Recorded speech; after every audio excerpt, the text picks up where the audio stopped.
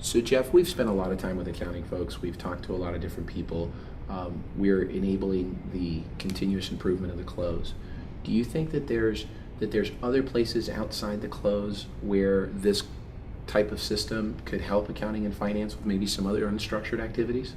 Oh, absolutely. There are a lot of things that accounting and finance departments do that are similar to a close. They might not have maybe the time constraints, but they're still complex task-driven processes. For instance, we've looked into using it for our tax preparation internally, and I definitely see that as a place where we could use this tool to really have some gains as well. So tell me about operating entries.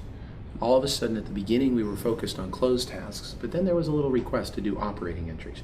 Define to me what an operating entry is and sort of how the company uses the operating entry features. Okay.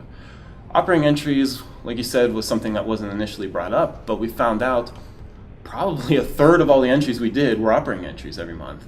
And those are the entries that could be done, a similar thing could be done 3 or 4 or 5 different times a month, or could not be done at all, just depending on the type of transactions that happen throughout the month.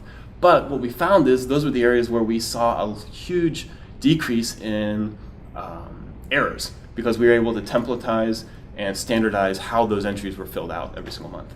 And my understanding is now all of our entries are being done as operating entries, anything that's not an automated entry, and et cetera. It seems like that operating entry area has grown quite a bit. Yes, when we first started there was about 35 standard monthly operating entries, and now I think we have 130. So and really you shouldn't be filling out a journal entry if it's not one of those. And my understanding is we've taken all of the entries and we now have a template for them.